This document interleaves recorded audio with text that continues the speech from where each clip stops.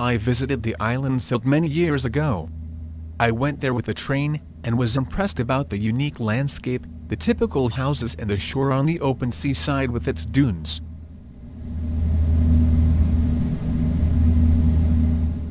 Now I am on the island Berkham, and has to decide with what aircraft I will start my flight journey.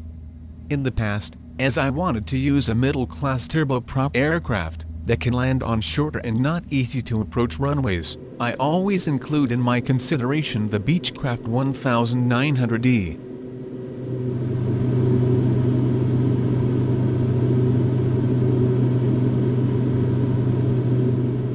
The Beechcraft 1900 is a 19-passenger, twin-engine turboprop, fixed-wing aircraft that is used for regional flights. Built first at 1982 as derived from the King Air, it can cruise at about 285 knots true airspeed on a distance up to 600 miles. It is able to fly in most weather conditions, up to an altitude of 25.000 feet with its pressurized cabin, and land also on short grass landing strips. What held me up to fly this aircraft often was its old equipment in the cockpit. But its last version includes now the GNS 530, that enables me to plan my route easily, and also use ILS for safe landing under bad weather conditions. So I got into the cockpit, and planned my flight route over the neighbor North Sea Islands in northeast direction. It was going to be a short flight of 45 minutes, at altitude of 3,000 feet under good weather condition. Everything went perfect. Weather was nice in this late afternoon, and using the AP for the ILS approach seemed to guarantee a smoothly landing. But then I made a stupid mistake.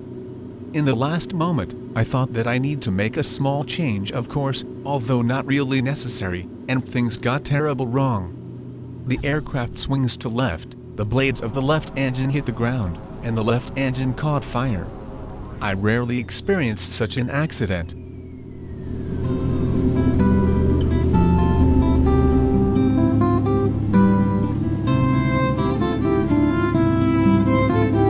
I stood on the platform in 1917, waiting for a train to Salisbury Plain. They were only in their teens. A lad to his mother said, "Dinny fret, we'll be home by Christmas Day." And the piper played Scotland the Brave. Preparing the aircraft for further approaches, I flew the same path, at first using the AP, and then another approach switching it off.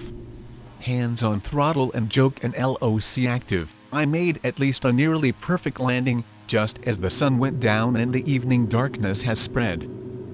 As you waved the boys away,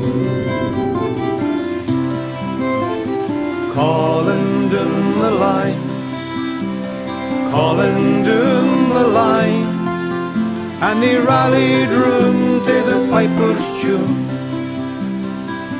that was calling down the line.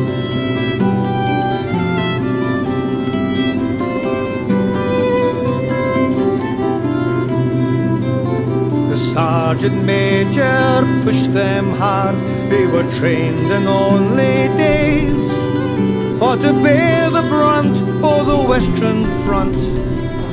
They would soon be on their way. So off they marched, rifle shoulder high, and all at once they sang, "For we're no water by the wall," to the pipers in the band, calling down the line, calling down the line, and they rallied round to the piper's tune that was calling down the line.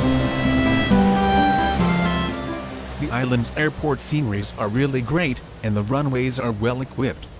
I can only recommend flying over this beautiful area, approaching the somewhat challenging airports under real weather conditions.